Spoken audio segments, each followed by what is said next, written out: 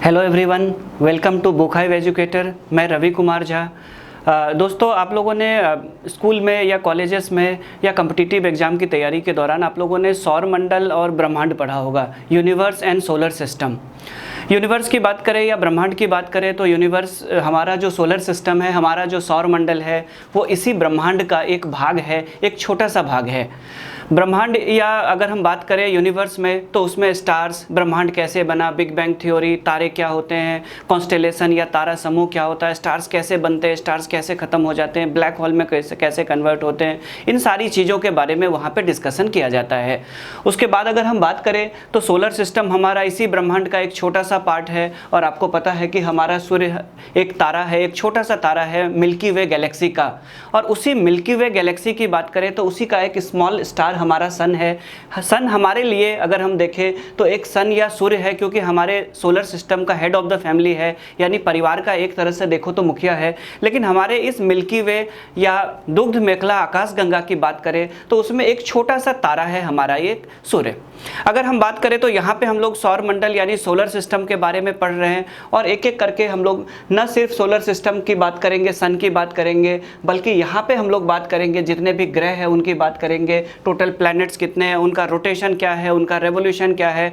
पिछले दिनों आपको पता होगा कि प्लूटो से ग्रह का दर्जा छीन लिया गया, और उसके बाद जो अभी प्लूटो की जो स्टेटस है और बाकी जो छोटे छोटे ऑब्जेक्ट्स आप देख रहे हो इनका क्या स्टेटस है, ड्वार्फ प्लैनेट्स का, उनके बारे में भी हम लोग स्टडी करेंगे।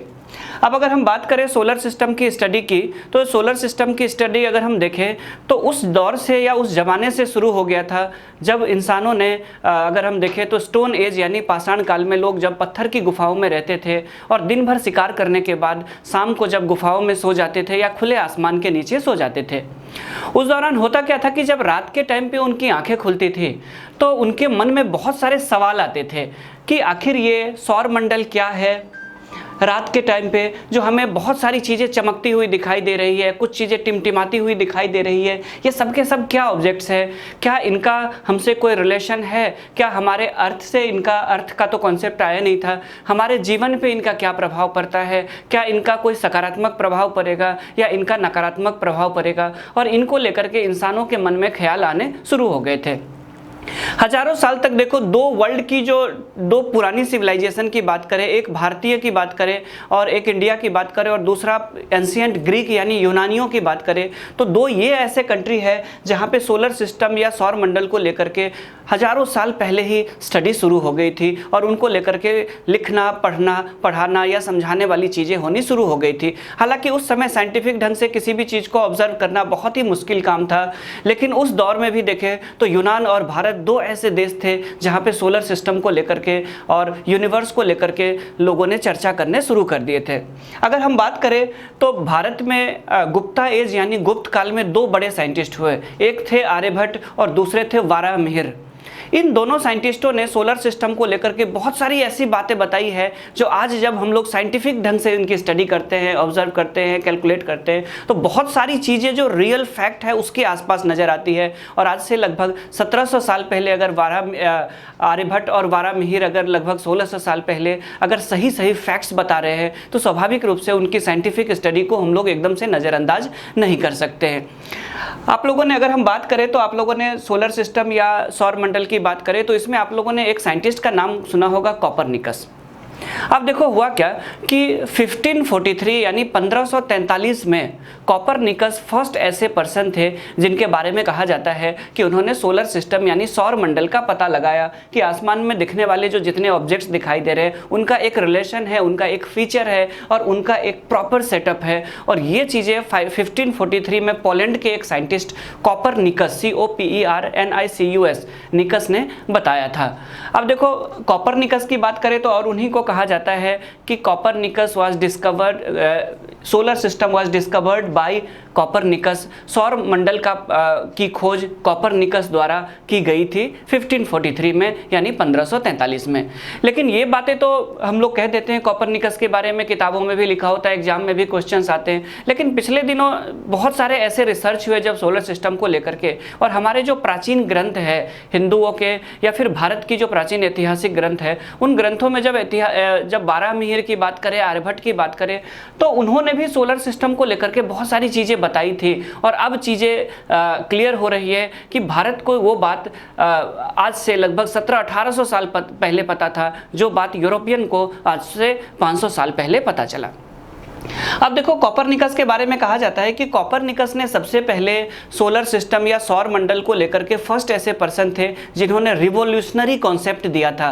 कहने का मतलब है कि परिभ्रमण या परिक्रमण की संकल्पना, जिसके तहत उन्होंने फर्स्ट पर्सन थे जिन्होंने कहा था कि सन हमारे सोलर सिस्टम के सेंटर में है, सूर्य हमारे सौर मंडल के केंद्र में है और जितने भी प्लैनेट्स हैं, जितने भी ग्रह हैं, वो सूर्य की परिक्रमा कर रहे हैं। They are revolving around the sun. ये बात 1543 में कॉपरनिकस ने कहा था और ज़्यादातर बुक्स या ज़्यादातर किताबों में इसी को मान करके स्टडी की जाती है। हालांकि वाराहमिहिर की बातें जो सामने आ रही है उसमें भी पता चल रहा है कि वाराहमिहिर भी वो साइंटिस्ट थे जिन्होंने लगभग 4वीं सदी के आसपास उन्होंने बता दिया था कि सौर मंडल में सन जो है वो सेंटर में है, सूर्य केंद्र में है और बाकी जितने भी ग्रह हैं उसके चारों ओर परिक्रमा कर रहे हैं। खैर, लेकिन उसमें अंतर ये आया कि वाराहमिहिर और आर्यभट्ट की जो बातें थी वो संस्कृत भाषा में लिखी गई थी और जो एंशिएंट इंडिया या प्राचीन भारत में जितनी भी रिसर्च हुई, जितनी भी स्टडी हुई, उन स्टडी को प्रॉपर ढंग से लोगों तक डिस्ट्रीब्यूट करना या लोगों तक फैलाना या लोगों को प्रॉपर रूप से उसको लेकर के, इन नॉलेज को लेकर के जो अभी तक की रिसर्च हुई थी उसको लेकर के लोगों तक पहुंचाना पॉसिबल नहीं हो पाया। और यही कारण है कि एक लंबे टाइम तक पूरी दुनिया के लोग ये मानते रहे कि जो सोलर सिस्टम है या जो सौर मंडल है उसमें स्थिति ये है कि सूर्य सुबह सुबह पूरब की दिशा में उगते हुए नजर आते हैं और पश्चिम की तरफ जाकर के डूब जाते हैं। अगर हम लोग टेक्निकली भी देखें, वैसे प्रैक्टिकली भी देखें, तो हम अपने अर्थ पे रह करके, अगर हम पृथ्वी पे है तो सुबह के टाइम पे हमें सूर्य दिखाई देता है, पूरब की तरफ सूर्य देवता दिखते हैं और शाम को जब वो पश्चिम की तरफ चले जाते हैं तो हमें लगता है कि सूर्य का ही सूर्योदय होता है और सूर्य का ही शाम को अस्त हो जाता है। और इसीलिए आप देखोगे तो हजारों साल से हमारे पूर्वज से लेकर के आज तक हम लोग टर्म यूज करते आए हैं, सूर्योदय, सूर्यास्त, सनराइज एंड सनसेट। जबकि आपको पता है कि टेक्निकली ना तो कभी सन का राइज होता है और ना सनसेट होता है, बल्कि सन तो अपनी जगह पे होता है, हमारी अर्थ ही घूम जाती है। जब पृथ्वी का जो भाग सूर्य के सामने होता है तो वहाँ पे दिन होता है और जो भाग पीछे की तरफ होता है वहाँ पे रात होती है। और इस तरह से पृथ्वी अपनी जगह पे भी घूमता है, रोटेट करता है, यानी परिक्रमा करता है, घूर्णन करता है और सूर्य के चारों ओर भी परिक्रमा करता है। तो ये चीज़ें हम अर्थ पे रह करके आसानी से नहीं जान सकते। जनरली अगर हम लोग देखें, अगर हम लोग आसमान में दिखने वाली चीज़ों को फॉलो करें तो हमें लगेगा कि वही हमसे नज़दीक आ रहे हैं या हमसे दूर जा रहे हैं या हमारा चक्कर लगा रहे हैं। हम लोग पृथ्वी पे खड़े होकर के कभी भी नहीं जान पाते हैं। अगर एक सामान्य आदमी देखे, एक जनरली हम लोग देखें तो हम लोग शायद ही कभी चीज़ों को क्लियर कर पाए कि सन नहीं घूमता है बल्कि अर्थ ही हमारी घूम जाती है इस तरह से। और हमें लगता है कि जो सन है वो पीछे इधर की तरफ आ रहा है जबकि अर्थ हमारा इधर की तरफ जा रहा होता है। खैर, तो जब 1543 में जब कॉपरनिकस ने साइंटिफिकली इस बात को प्रूव किया तो एक बड़ा बदलाव आया एस्ट्रोनॉमी में, यानी खगोल विज्ञान जिसमें सोलर सिस्टम और ब्रह्मांड की स्टडी की जाती है, उस एस्ट्रोनॉमी में एक बड़ा बदलाव ये आया कि पूरी दुनिया के लोगों ने अब जो देखने, पढ़ने और समझने का ढंग था उसको बदल दिया। और अब हम लोग सन को सेंटर मानते हुए जब हम लोगों ने स्टडी की और जब हम लोगों ने एक राइट वे में स्टडी की, सही दिशा में अध्ययन किया, तो एक एक चीज़ें क्लियर होने लगी। और आज हमारे पास न सिर्फ साइंटिफिक ढंग से ऑब्जर्व करने के लिए बहुत सारे इंस्ट्रूमेंट्स हैं, चाहे अच्छे क्वालिटी वाले दूरबीन की बात करें, बहुत सारे देशों की स्पेस एजेंसियाँ हैं, बहुत सारे देशों की अंतरिक्ष एजेंसियाँ हैं जो इन सोलर सिस्टम से लेकर के यूनिवर्स की स्टडी कर रही है, रिसर्च कर रहे हैं। और आज हमारे सामने बहुत सारे इंफॉर्मेशंस है। हालांकि एक चीज़ अभी भी हमारी लिमिट ये है कि हम लोग अर्थ के अलावा किसी भी दूसरे प्लैनेट पे किसी इंसान ने, अर्थ के किसी भी एस्ट्रोनॉट ने अभी तक लैंड नहीं किया है। आपको बता दूं कि मून पे हम लोगों ने लैंड जरूर किया है 69 में, लेकिन मून एक नेचुरल सैटेलाइट है, ना कि एक प्लैनेट। तो इस तरह से अभी तक हम लोगों ने किसी भी ग्रह पे लैंड तो नहीं किया है, लेकिन हम लोगों ने जितने भी ऑर्बिटल मिशन भेजे हैं जो किसी भी ग्रह के चारों ओर चक्कर लगाते हैं, उनके फोटोज़ खींचते हैं और उससे हमें बहुत सारे इन्फॉर्मेशन मिलते हैं। और आज हमारे सामने सोलर सिस्टम का ये जो पैटर्न है वो ये पूरी तरह से सामने आ चुका है। अब देखो है क्या कि ये पूरा का पूरा जो सब्जेक्ट है वो एक एस्ट्रोनॉमी है, यानी खगोल विज्ञान है, लेकिन हमें उसी एस्ट्रोनॉमी में ज्योग्राफी में एक चैप्टर के रूप में सोलर सिस्टम पढ़ना है। तो स्वाभाविक है कि हम साइंटिस्ट बनने के लिए नहीं पढ़ रहे हैं, बल्कि हम कॉम्पिटिटिव एग्जाम की तैयारी के लिए पढ़ रहे हैं। तो स्वाभाविक रूप से हम उतनी ही चीज़ें पढ़ेंगे, उन्हीं सारे पॉइंट्स को नोट करेंगे और जो हमारे एग्जाम पॉइंट ऑफ व्यू से ज़रूरी है, और उसी के हिसाब से हम लोग एक एक चीज़ों को समझने की कोशिश करते हैं।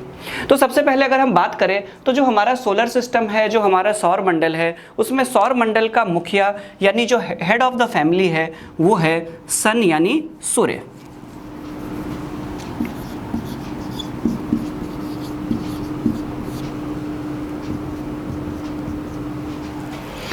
सन यानी सूर्य।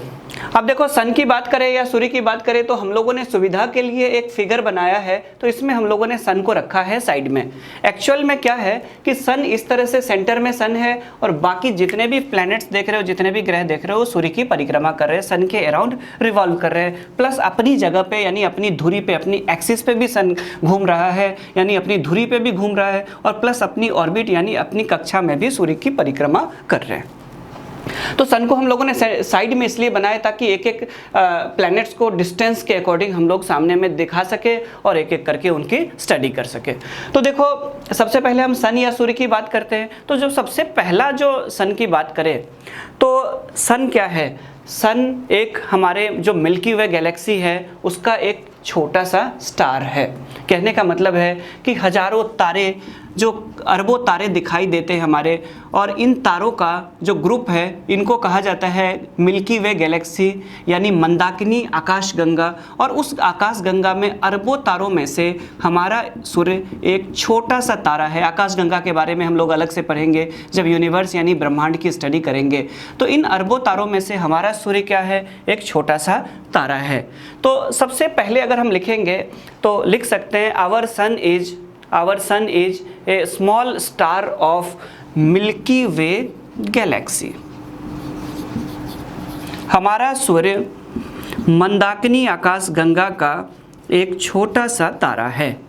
छोटा सा इसलिए कह रहे हैं क्योंकि जो मिल्की वे गैलेक्सी है उस गैलेक्सी में हमारे सन से 50 गुना ज़्यादा बड़े बड़े तारे मौजूद हैं, और उनकी लाइट बात करें तो हमारे सन से 100 गुना ज़्यादा लाइट है। हम उनको स्टार्स इसलिए कहते हैं क्योंकि वो हमसे इतना ज़्यादा दूर है कि उनके लाइट को तो के कारण हम उनको देख तो पाते हैं, लेकिन हमारी लाइफ पे या हमारी सोलर सिस्टम पे उनका कोई इम्पैक्ट नहीं है। हमारे सोलर सिस्टम का हेड ऑफ द फैमिली सूर्य है, सन है, और सन का ही इम्पैक्ट है इस पर। सन से ही एनर्जी और सन से ही के ही लाइट से ये सारे के सारे प्लैनेट्स में लाइट और एनर्जी आती है। तो सन की बात करें तो सन जो है पहला पॉइंट लिखेंगे our sun is a small star of Milky Way galaxy, यानी हमारा सूर्य मंदाकिनी आकाशगंगा का एक छोटा सा तारा है। अब देखो यहाँ पे नेक्स्ट, अब बात करते हैं अगर हम अपने सन की, तो सन की मास यानी द्रव्यमान की। तो हमारा ये जो सौर मंडल है, इस सौर मंडल का जो टोटल मास यानी द्रव्यमान है, उस सौर मंडल के टोटल द्रव्यमान का 99.8% अकेले सन में है। सन इतना बड़ा है कि सौर मंडल के टोटल द्रव्यमान का इतना प्रतिशत भाग सन के ही अंदर है। तो अगर लिखना चाहो तो आप लिख सकते हो the sun contains about 99.8% of the total solar system mass, यानी सूर्य में हमारे सौर मंडल का लगभग 99.8% भाग निहित है। The sun contains about 99.8% of the solar system mass. तो सूर्य में हमारे सौर मंडल का लगभग 99.8% भाग अकेले सूर्य के अंदर है। आप समझ सकते हो कि सूर्य कितना बड़ा होगा, सूर्य में कितना ज़्यादा प्रकाश होगा और सूर्य की क्या स्थिति होगी। अब बात करें कंटेंट की, तो सूर्य का जो कंटेंट है उसमें क्या क्या है जी? तो उसमें है हाइड्रोजन और उसके बाद जाकर के ऑक्सीजन, हाइड्रोजन और ऑक्सीजन। एक minute, hydrogen and helium, hydrogen and helium. तो अगर हम सन की बात करें तो सूर्य का जो कंटेंट होगा, कंटेंट ऑफ द सन यानी सूर्य की का संगठन या सूर्य की संरचना, तो उसमें आप लिखोगे हाइड्रोजन तथा हीलियम, हाइड्रोजन एंड हीलियम। अब देखो क्या है, इसमें हाइड्रोजन और हीलियम में से कौन सा गैस प्राइमरी गैस है और कौन सा गैस सेकेंडरी गैस है यानी दूसरा गैस है और कौन सा पहला गैस है, ये जानना आपके लिए ज़रूरी है। अगर हम हाइड्रोजन की बात करें तो हाइड्रोजन वो गैस होता है जो गैस बहुत ज़्यादा अगर तापमान मिले तो उसमें दहन शुरू हो जाता है यानी ज्वलन शुरू हो जाएगी, और उससे भी ज़्यादा बहुत ज़्यादा टेम्परेचर हो तो सन के अंदर हाइड्रोजन के अंदर न्यूक्लियर रिएक्शन यानी नाभिकीय अभिक्रिया शुरू हो जाती है, और इसी नाभिकीय अभिक्रिया के द्वारा हाइड्रोजन क्या होता है कि न्यूक्लियर जो रिएक्शन होता है उसके द्वारा वो हीलियम में कन्वर्ट होना शुरू हो जाता है यानी हीलियम में परिवर्तित होना शुरू हो जाता है। अगर बात करें तो ये होता कहाँ पे है, तो जो सन है, सन का जो ये आंतरिक भाग है, जो इंटरनल पार्ट है, इसको कहा जाता है कोर। और इस कोर की बात करें तो इस कोर के अंदर ये एक तरह से बर्नर का काम करता है, जैसे गैस के चूल्हे में बर्नर होता है और जहाँ पे गैस आकर के जलना शुरू करता है, ठीक उसी तरह से इस कोर के अंदर हाइड्रोजन गैस का रिएक्शन होता है, और उसी रिएक्शन के बाद जो हाइड्रोजन गैस है वो हीलियम में बदलनी शुरू हो जाती है, और ये प्रोसेस तब तक चलता रहता है जब तक कि सारा का सारा हाइड्रोजन हीलियम में कन्वर्ट नहीं हो जाए। अब देखो, तो अगर हम बात करें तो इसमें अगर हम आपको लिखना है the sun converts hydrogen into helium in its core, सूर्य के कोर में हाइड्रोजन हीलियम में परिवर्तित होती है। The sun converts hydrogen into helium in its core, सूर्य के कोर में हाइड्रोजन हीलियम में परिवर्तित होती है, और इसी हीलियम में जब ये परिवर्तित होती है तो इसी रिएक्शन के दौरान बहुत ज़्यादा गर्मी, बहुत ज़्यादा टेम्परेचर के साथ साथ बहुत ज़्यादा लाइट निकलती है, और उसी लाइट से, उसी प्रकाश से पूरा का पूरा सौर मंडल प्रकाशित होता है हमारा, और उसी से जो ऊर्जा, जो एनर्जी निकलती है वही हमारे सौर मंडल यानी सोलर सिस्टम में एनर्जी का सोर्स होता है। अब देखो क्या है, तो अगर हम बात करें तो ये रिएक्शन, कौन से रिएक्शन के तहत ये एनर्जी निकलती है, तो ये जो एनर्जी निकलती है वो निकलती है न्यूक्लियर फ्यूजन यानी नाभिकीय संलयन। अब देखो इसका क्या मतलब होता है, जो एटॉम या न्यूक्लियर लेवल पे जब ये रिएक्शन होता है तो ये दो तरह का होता है। आप लोगों ने न्यूक्लियर फिजिक्स पढ़ा होगा, उसमें भी आप लोगों ने पढ़े होंगे। तो दो तरह का रिएक्शन होता है, एक तो न्यूक्लियर रिएक्टर्स के अंदर होता है जिसमें जो न्यूक्लियर होते हैं उस लेवल पे जाकर के ये रिएक्शन होता है, और एक नाभिक जब टूटता है, एक परमाणु टूटता है तो वो इलेक्ट्रॉन, प्रोटॉन और न्यूट्रॉन में विभाजित हो जाता है। यहाँ पे उसके बाद फिर एक न्यूट्रॉन फिर दूसरे परमाणु को तोड़ता है। यहाँ पे वो नहीं होकर के जो रिएक्टर के अंदर जो विखंडन होता है यानी जो फ्यूजन होता है, वो फ्यूजन नहीं होकर के यहाँ पे दो न्यूक्लियर आपस में जुड़ते हैं यानी फ्यूजन होता है, और इस लेवल पे जो विखंडन या फ्यूजन होता है उससे कई गुना ज़्यादा एनर्जी निकलती है, और उसी एनर्जी से, उसी ऊर्जा से हमारा पूरा का पूरा सौरमंडल प्रकाशित हो रहा है। अब देखो, तो अगर ब्रैकेट में आप लिखना चाहो तो लिख लो न्यूक्लियर फ्यूजन, और आपको याद रखना है कि हमारा सन भी एक स्टार है, तो सन के अंदर अगर न्यूक्लियर फ्यूजन हो रहा है तो स्टार्स के अंदर भी न्यूक्लियर फ्यूजन होगा, और अगर स्टार्स का जन्म यानी स्टार एक बनने से लेकर के उसकी मृत्यु तक अगर उसका लास्ट स्टेज भी आता है, जब वो ब्लास्ट कर जाता है और उसके बाद सिकुड़ करके ब्लैक होल में कन्वर्ट होता है, तो हमारे सन के साथ भी ऐसा होगा। जब इसका सारा हाइड्रोजन खत्म हो जाएगा तो इसमें भी एक ब्लास्ट होगा सुपरनोवा फेज पे, जो हम लोग पढ़ेंगे यूनिवर्स में, और उसके बाद जाकर के हमारा सन भी एक ब्लैक होल में कन्वर्ट हो जाएगा। हालांकि इसमें अभी लगभग अगर हम देखें तो एक लंबा टाइम बचा हुआ है, क्योंकि आमतौर पर कहा जाता है कि एक स्टार की जो एज होती है, जो एवरेज लाइफ होती है, वो 10 बिलियन ईयर होती है, 10 अरब वर्ष के आसपास होती है। और अनुमान के अनुसार एक अनुमान ये है कि हमारा जो सूर्य है या सौर मंडल की बात करें तो इसकी एज फिलहाल अगर हम देखें तो 4.5 बिलियन ईयर है। कहने का मतलब ये हुआ कि अभी इसमें 5.5 अरब वर्ष और बचा हुआ है उस फेज को, जिस फेज को सुपरनोवा कहते हैं, और जब ये ब्लास्ट होगा और इसी सुपरनोवा के साथ हमारी सौरमंडल या सोलर सिस्टम खत्म हो जाएगी। तो ये न्यूक्लियर फ्यूजन या नाभिकीय संलयन होता है, और इसी से हमारा जो सन है उसमें हाइड्रोजन हीलियम में कन्वर्ट होता जाता है, और फाइनली जो एनर्जी निकलती है उसी एनर्जी से और उसी लाइट से पूरे के पूरे सोलर सिस्टम को बेनिफिट मिलता है, उसका लाभ मिलता है। और खास करके अर्थ या पृथ्वी की बात करें तो पृथ्वी का पूरा जो जीवन है, जो पूरी की पूरी ऊर्जा का प्रवाह है, जो एनर्जी का सोर्स है, अगर हम देखें तो वो सन से ही तो प्राप्त होता है। अब यहाँ पे दो टर्म आपको और समझना है, एक है रोटेशन यानी घूर्णन। जैसे अगर कोई व्यक्ति, जैसे मैं अगर यहाँ पे हूँ या और इस जगह पे मैं अगर इस तरह से घूम जाता हूँ, अपने ही जगह पे खड़े होकर के ऐसे घूम जाता हूँ, तो इसको रोटेशन यानी घूर्णन कहा जाएगा।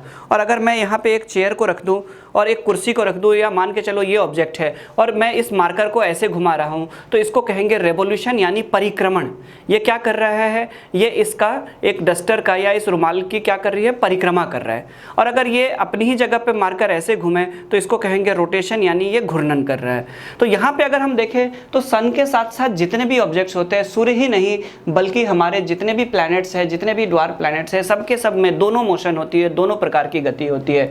हमारा जो सूर्य होता है वो अपनी जगह पे भी रोटेट कर रहा है, यानी अपनी जगह पे भी ऐसे करके घूम रहा है, और इस रोटेशन में सूर्य को लगभग 25 दिन लग जाता है। तो सन की रोटेशन डैश दे करके रोटेशन लिखोगे 25 डेज यानी 25 दिन। सूर्य को अपनी जगह पे रोटेट करने में यानी घूर्णन करने में 25 दिन का समय लगता है। तो ड्यूरेशन ऑफ रोटेशन या सीधे रोटेशन आप लिख सकते हो 25 डेज यानी 25 दिन। अब देखो क्या है कि हमारा जो सूर्य है वो इस मिल्की वे यानी मंदाकिनी आकाशगंगा में है और उसका ये है सेंटर। तो स्वाभाविक रूप से जितने भी ग्रह है, पृथ्वी भी ऐसे करके इसके सेंटर के अराउंड भी घूम रहा है, यानी मिल्की वे या मंदाकिनी आकाशगंगा के चारों तरफ परिक्रमा भी कर रहा है हमारा सूर्य। और इस दौरान इसी परिक्रमा को इसको कहते हैं रिवॉल्यूशन यानी परिक्रमण। और इस परिक्रमण में सूर्य को 25 करोड़ वर्ष यानी 25 करोड़ ईयर्स लग जाता है। 25 करोड़ वर्ष लग जाता है सूर्य को मिल्की वे गैलेक्सी के सेंटर के अराउंड रिवॉल्व करने में यानी परिक्रमा करने में। ये तो बातें हो गई सूर्य की दोनों मोशन यानी दोनों प्रकार की गति की। अब देख लेते हैं कि सन के कौन कौन से पार्ट्स होते हैं। तो सन की बात करें अगर हम लोग, तो सन का एक पार्ट ऐसा होता है, आप लोगों ने देखा होगा कि जब सूर्य ग्रहण होता है तो उस समय कहा जाता है कि नॉर्मल जो नेक्ड आई होती है उन नंगी आंखों से सूर्य को नहीं देखना चाहिए, क्योंकि सन के से बहुत प्रकार की खतरनाक रेडिएशन निकलती है। दरअसल वो जो रेडिएशन निकल रही होती है वो सूर्य के सबसे इस बाहरी भाग से निकल रही होती है। और सूर्य का जो ये सबसे बाहरी भाग है ये क्राउन से बना हुआ वर्ड है कोरोना। अभी पॉपुलर भी है ये वर्ड बहुत ज़्यादा, और आप देखोगे तो उसका स्ट्रक्चर भी इसी तरह सूर्य की तरह आपको दिखाई देगा। और यहीं से ये नाम लिया गया है, उसी क्राउन से ही यहाँ पे भी और वहाँ पे भी नाम लिया गया है। तो आपको नेक्स्ट लिखना है कि the outermost part of the sun is called corona. अभी तो कोरोना नाम से भी डर लगता है लोगों को। सूर्य के सबसे बाहरी भाग को कोरोना कहा जाता है। The outermost part of the sun is called corona. Visible only on solar eclipse। In solar eclipse सूर्य ग्रहण के वक्त दिखाई देता है, सूर्य ग्रहण के वक्त दिखाई देता है। तो कोरोना जो है वो सूर्य का सबसे बाहरी भाग होगा, आउटर मोस्ट पार्ट होगा सन का। उसके बाद जो मिडिल वाला पार्ट है सन का, ये जो पूरा का पूरा सन का इन्वायरमेंट है, अंदर वाला जो पार्ट है, इसको कहा जाता है photosphere.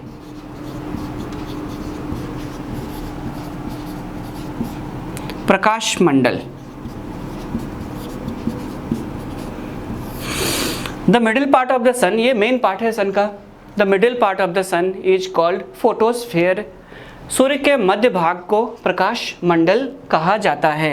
The middle part of the sun is called photosphere यानी प्रकाश मंडल कहा जाता है। और ये जो बीच वाला पार्ट है, ये अंदर वाला सबसे नीचे वाला, उसको कहते हैं core. The inner part of the sun is called core. सूर्य के आंतरिक भाग को कोर कहा जाता है।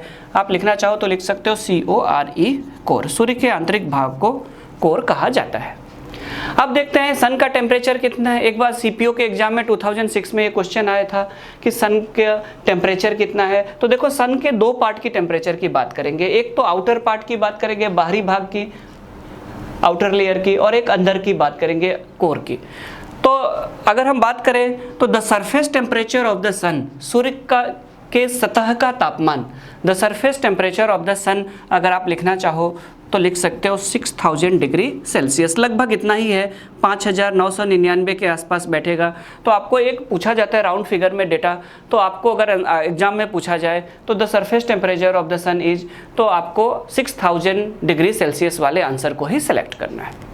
तो सूर्य के बाहरी भाग का तापमान या सूर्य के सतह का तापमान 6000 डिग्री सेल्सियस। अब उसके बाद जाकर के हम बात करते हैं इनर टेम्परेचर। तो सूर्य का आंतरिक तापमान, the inner temperature of the sun, ये होगा 15 मिलियन। 15 मिलियन को अगर आप लिखना चाहो तो 1.5 करोड़ डिग्री सेल्सियस भी हो सकता है, ठीक है। 1.5 करोड़ डिग्री सेल्सियस या 15 मिलियन डिग्री सेल्सियस भी आप लिख सकते हो। तो ये सन का इनर टेम्परेचर हो गया। अब अगर हम बात करें तो सन के से रिलेटेड और भी बहुत सारे इन्फॉर्मेशंस होते हैं जो आगे हम लोग करेंगे जब अर्थ से रिलेटेड बातें करेंगे, जैसे सन की लाइट को अर्थ तक पहुंचने में कितना लगता है, सन से अर्थ की कितनी डिस्टेंस, ये सारी चीज़ें हम लोग अर्थ पे करेंगे। अब देखो, सोलर सिस्टम की बात अगर हम कर रहे हैं, सौर मंडल की बात कर रहे हैं, तो अब हम लोग एक एक प्लैनेट्स की बात कर रहे हैं। थोड़ा चीज़ों को समझ लेते हैं। प्लैनेट्स यानी ग्रह की बात करें तो सबसे पहले आप देखोगे तो 1 2 3 4 यानी मरकरी, वीनस, अर्थ, मार्स, बुध, शुक्र, पृथ्वी, मंगल, ये सारे के सारे देवताओं के नाम है और ये भी सारे देवी देवताओं के नाम है और ये सब के सब नाम है प्राचीन एंशियन ग्रीक देवी देवताओं के नाम पे रखे गए हैं। और अगर हम इनकी बात करें तो इन चारों को कहा जाता है इनर प्लैनेट्स। इनर प्लैनेट्स कहने का मतलब ये हुआ कि जो सर्कल बनेगी उस सर्कल के अंदर अगर शुरुआत के 4 प्लैनेट्स जो होंगे, मरकरी, वीनस, ये चारों आंतरिक ग्रह कहलाएंगे और जो बाहर की तरफ है चारों, ये बाह्य ग्रह यानी आउटर प्लैनेट्स कहलाएंगे। उसके अलावा क्या है कि इन चारों प्लैनेट्स की कंपोजिशन देखें। इनर प्लैनेट्स अगर आपसे पूछा जाए तो मरकरी, वीनस, अर्थ, मार्स यानी बुध, शुक्र, पृथ्वी और मंगल।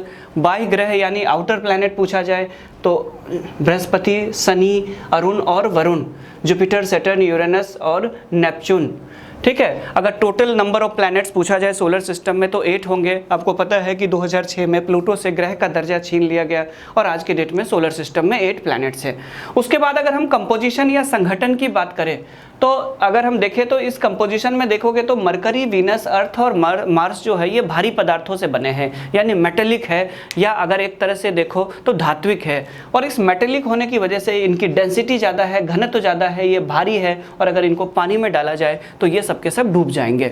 और इस तरह से ये सब के सब पृथ्वी की तरह ही ज़्यादा घनत्व वाला और धातुओं से बना होने की वजह से इसको टेरेस्ट्रियल ग्रह या टेरेस्ट्रियल प्लैनेट भी कहा जाता है। और अगर हम देखें तो ये चारों के चारों गैसियस प्लैनेट्स है, गैस से बने हुए, गैस के ठंडे होने से जम के बने हुए, तो इनको जोवियन यानी बृहस्पति की तरह, टेरेस्ट्रियल यानी पृथ्वी की तरह और जोवियन यानी बृहस्पति की तरह सब के सब गैसियस प्लैनेट्स हैं, तो इन चारों को जोवियन प्लैनेट्स भी कहा जाता है। अब हम एक एक करके इन सारे प्लैनेट्स की बात भी करेंगे यानी ग्रह की बात भी करेंगे और उसके बाद फिर समझेंगे कि प्लूटो से ग्रह का दर्जा क्यों छीन लिया गया, आखिर प्लूटो अब ग्रह क्यों नहीं रहा। तो सबसे पहले अगर हम बात करें तो प्लैनेट्स करते हैं और उन प्लैनेट्स में हम लोग करेंगे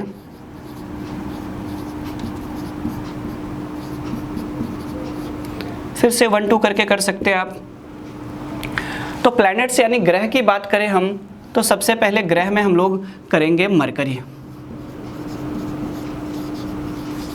मरकरी यानी बुध।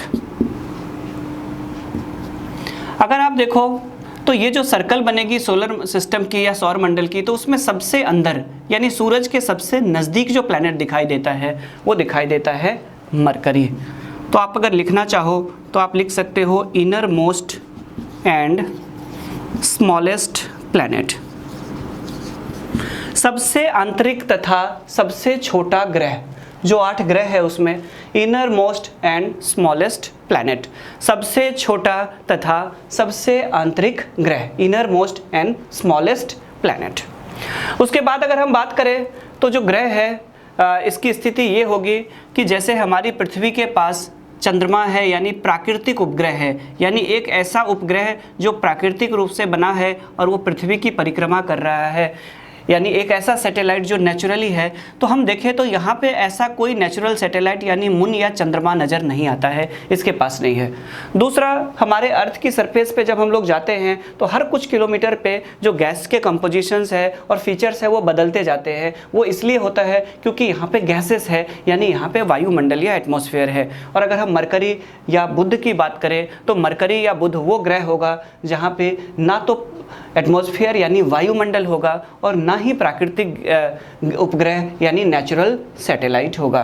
तो आप लिखना चाहो तो दूसरा लिख सकते हो no natural satellites and no atmosphere. प्राकृतिक उपग्रह तथा वायुमंडल का अभाव। No natural satellite and no atmosphere. प्राकृतिक उपग्रह तथा वायुमंडल का अभाव। ना तो इसके पास कोई वायुमंडल है और ना ही इसके पास चंद्रमा यानी प्राकृतिक उपग्रह है। ठीक है, अब देखो यहाँ पे अगर हम बात करें तो और भी कुछ चीज़ें जान लेते हैं, जैसे मरकरी को लेकर के। अब देखो दो चीज़ें, रोटेशन यानी ये अपनी कक्षा पे जब अपनी जगह पे घूमेगा, अपनी ऑर्बिट पे यानी अपनी धुरी पे जब ये घूमेगा तो इसको कितना टाइम लगेगा। ROTA, रोटेशन यानी घूर्णन।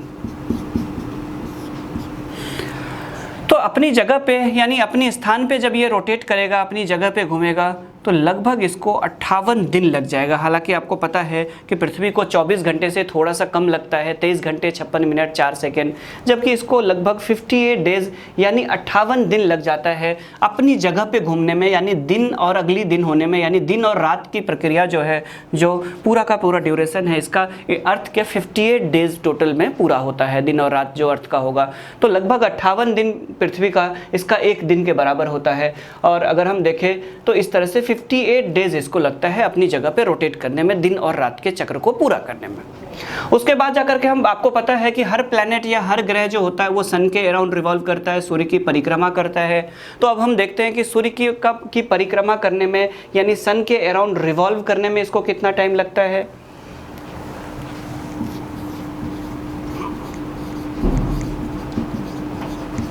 परिक्रमण, रेवोल्यूशन। तो रेवोल्यूशन या परिक्रमण की बात करें तो इसको लगता है 88 डेज यानी 88 दिन। तो सूर्य की परिक्रमा करने में, सन के अराउंड रिवॉल्व करने में इसको 88 डेज यानी 88 दिन लग जाता है। और सबसे नज़दीक होने की वजह से आपको पता है कि जैसे जैसे हम लोग डिस्टेंस पे जाते हैं वैसे वैसे प्लैनेट्स के ऑर्बिट ज़्यादा बड़े होते जाएंगे और ज़्यादा टाइम लगेगा सन के अराउंड रिवॉल्व करने में ग्रह को। तो जो सबसे नज़दीक होगा वही ग्रह सूरज की सबसे पहले परिक्रमा करता है। और इसमें कोई अलग से कोई दिमाग लगाने की ज़रूरत नहीं है, जो सन के नियरेस्ट होगा, क्लोजेस्ट होगा, वही सबसे छोटा ऑर्बिट बनाएगा और सबसे जल्दी सन के अराउंड रिवॉल्व करेगा। तो एक चीज़ आप और लिख सकते हो, फास्टेस्ट रेवोल्यूशन, सबसे तेज, फास्टेस्ट रेवोल्यूशन यानी सबसे तेज परिक्रमण, फास्टेस्ट रेवोल्यूशन। सन के अराउंड रिवॉल्व करने में इसको सबसे कम टाइम लगेगा। और इस तरह से आप नेक्स्ट पॉइंट लिख सकते हो, फास्टेस्ट रेवोल्यूशन यानी सबसे तेज परिक्रमण। ये पूछा जा चुका है क्वेश्चन। अब आगे, ये तो हो गई मरकरी या इसकी बातें, बुध की बातें। अब हम लोग सेकेंड प्लैनेट की बात करेंगे जो सन से सेकेंड डिस्टेंस पे है, वो है शुक्र यानी वीनस। चलो नेक्स्ट।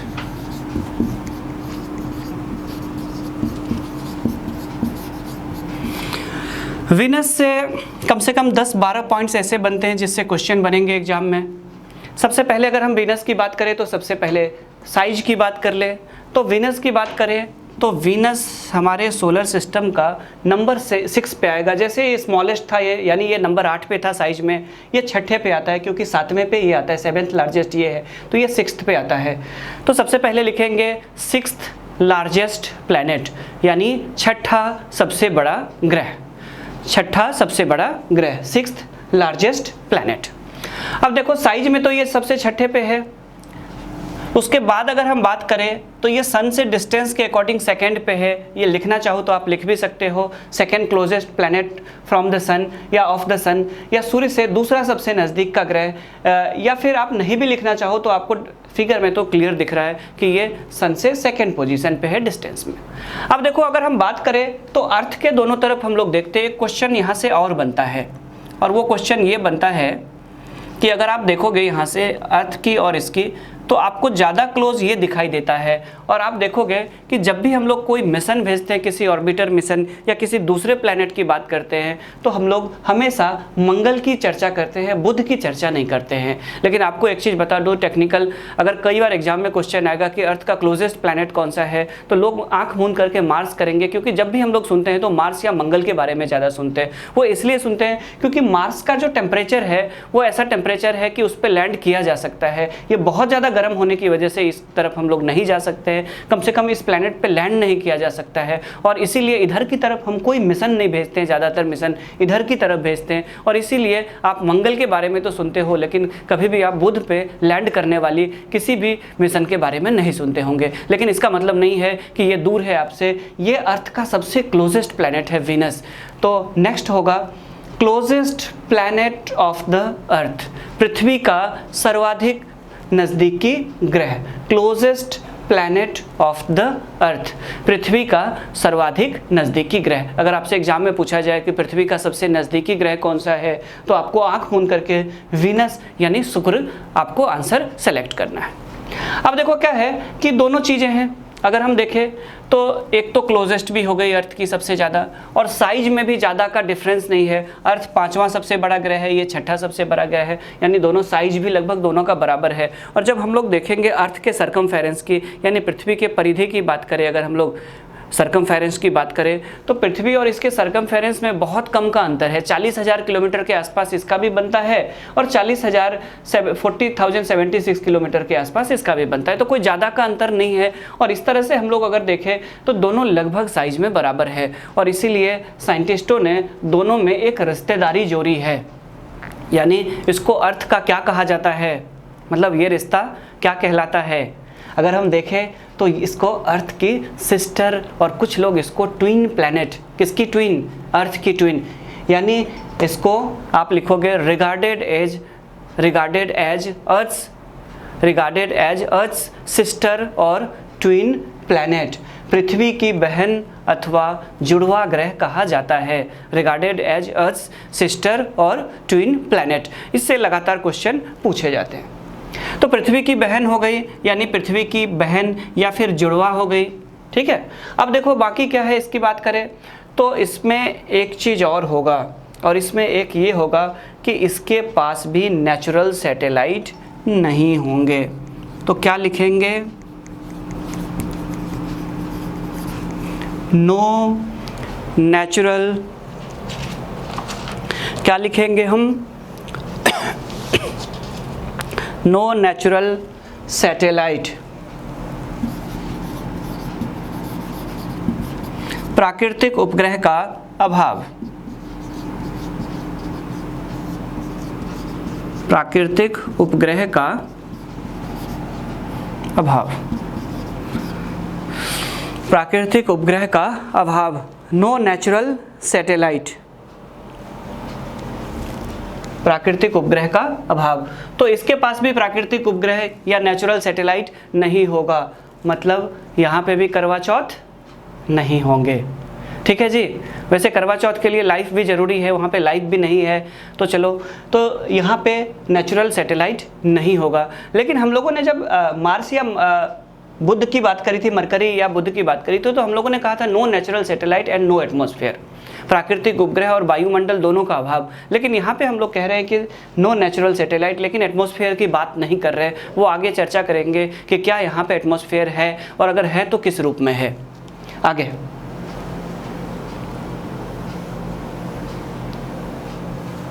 उसके बाद अगर हम बात करें तो इसकी एक और खूबी होगी, hottest and brightest planet, hottest and brightest planet, सबसे गर्म तथा चमकीला ग्रह। देखो इसका क्या मतलब होता है, हॉटेस्ट एंड ब्राइटेस्ट प्लैनेट, सबसे गर्म तथा सबसे चमकीला ग्रह। अब आपके मन में आ रहा होगा कि सबसे गर्म तो इसको होना चाहिए क्योंकि सन के सबसे नज़दीक है, और टेक्निकली देखो तो ऐसा होना भी चाहिए था। आखिर ऐसा क्या हुआ कि सूरज के सबसे नज़दीक ये है मरकरी है, लेकिन सबसे ज़्यादा गर्म विनस है। आप लोगों ने गैस के बारे में सुना होगा, अभी हम लोगों ने कहा कि एटमॉस्फेयर की चर्चा हम लोगों ने नहीं करी है, तो इसका मतलब ये होगा कि विनस में एटमॉस्फेयर भी होगा।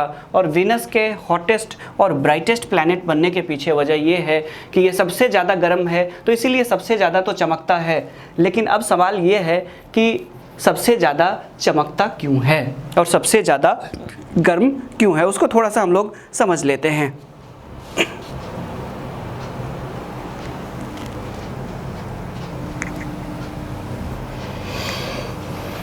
इसको थोड़ा सा समझने के लिए हम लोग एक छोटा सा एग्जाम्पल ले लेते हैं। चलो ठीक है। अब देखो क्या है कि ये हो गया आपका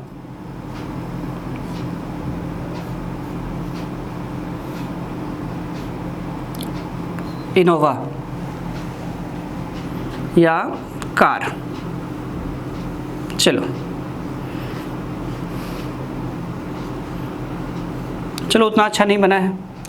अगर हम बात करें गाड़ी की, तो इसको अगर हम लोग शीशे को लॉक कर दें और किसी धूप वाली जगह पे पार्क कर दें, शीशे को पूरी तरह से लॉक कर दें और किसी धूप वाली जगह पे पार्क कर दें, तो देखो क्या होगा कि ये धीरे धीरे करके वैसे जगह पे जहाँ पे सन की लाइट आएगी, तो सन की जब लाइट आती है तो आपको पता है कि जब सोर्स से लाइट आती है, स्रोत से जब प्रकाश आती है, तो वो अपने साथ ऊर्जा का भी लाती है।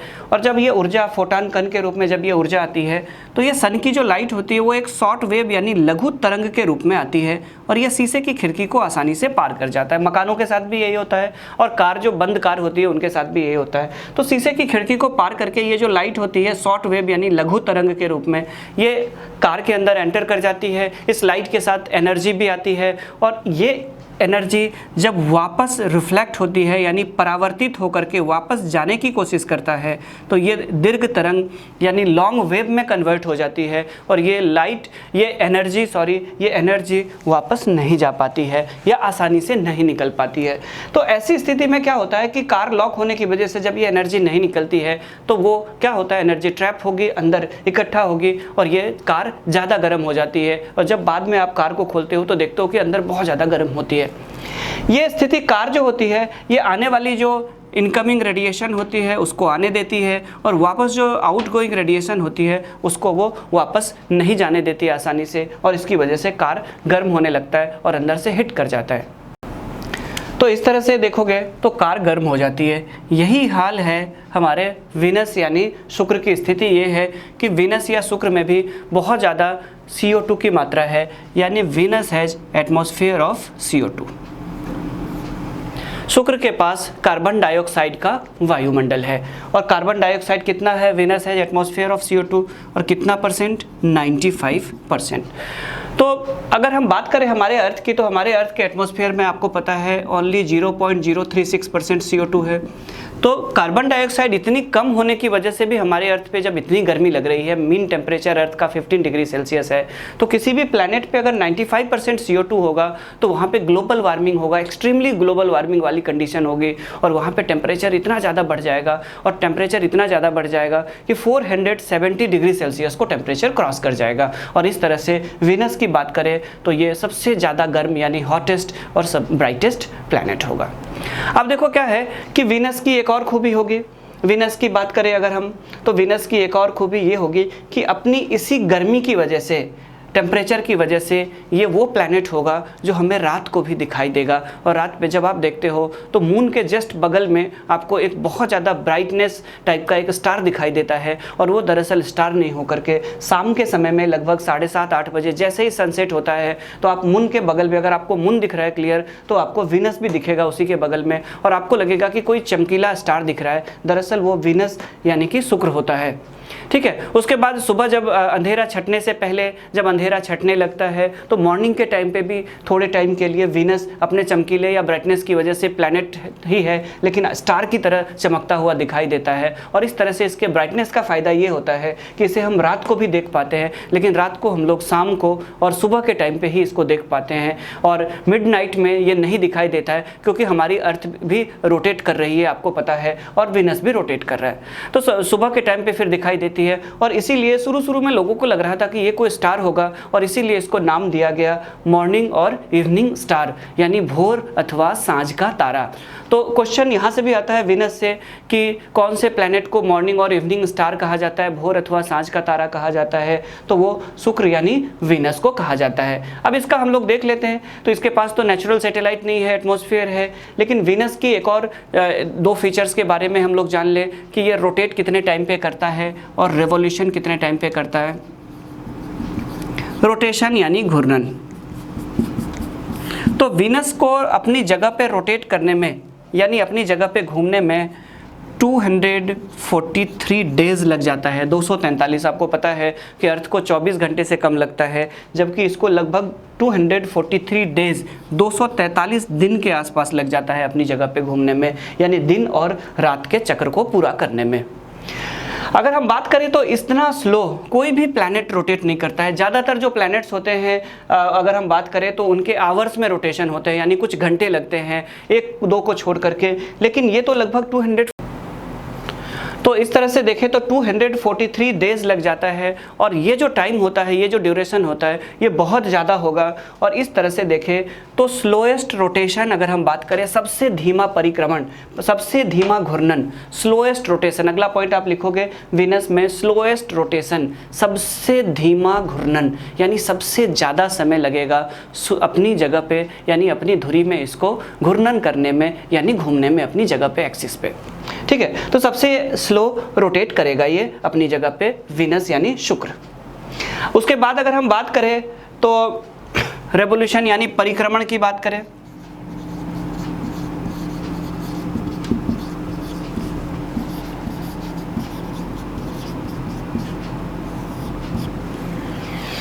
रेवोल्यूशन यानी परिक्रमण की बात करें तो 224.6 डेज 224.6 दिन।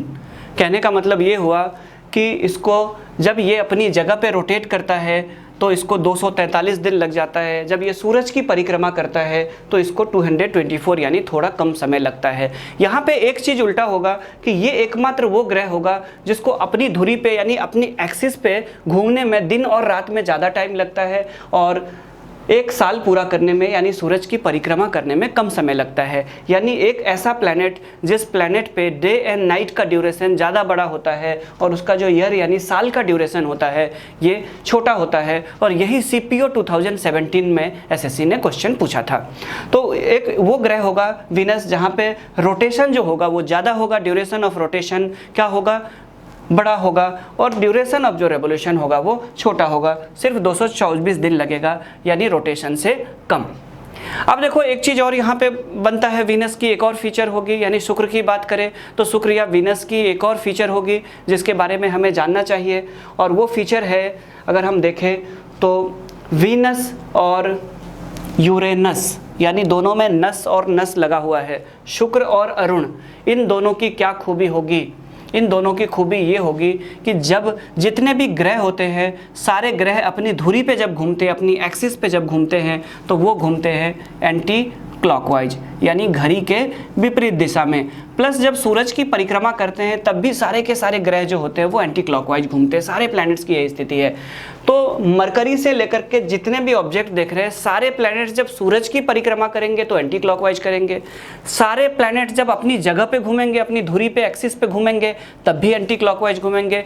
लेकिन दो ऐसे प्लैनेट होंगे जिनका सिर्फ अपनी जगह पे जो घूमना होगा, यानी सिर्फ रोटेशन, रेवोल्यूशन नहीं, रेवोल्यूशन सबका एंटी क्लॉकवाइज होगा। दो ऐसे प्लैनेट्स होंगे वीनस और यूरेनस, यानी शुक्र और अरुण, जो अपनी जगह पे जब अपनी एक्सिस पे रोटेट करेंगे तो वो करेंगे क्लॉकवाइज यानी घड़ी की दिशा में।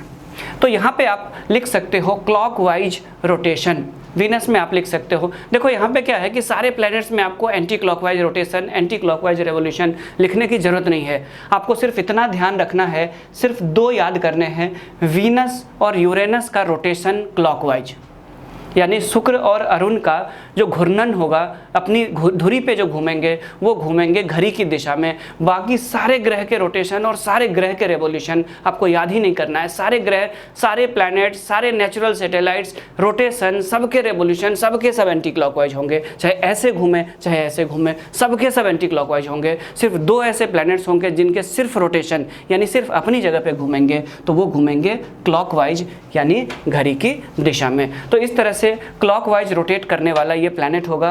और इसी क्लॉकवाइज रोटेशन की वजह से अगर वीनस पे जाया जाए तो वीनस में मॉर्निंग के टाइम पे जो सन दिखाई देता है वो वेस्ट डायरेक्शन की तरफ दिखाई देता है, और इवनिंग में ईस्ट यानी जो सनराइज होता है वो वेस्ट डायरेक्शन की तरफ से होता है वीनस में और यूरेनस में, और जो सनसेट होता है वो ईस्ट की तरफ होता है। और इस तरह से ये उल्टा हो जाता है। बस आप वीनस और यूरेनस का याद करेंगे तो बाकी प्लैनेट्स के खुद ही आपको याद हो जाएंगे।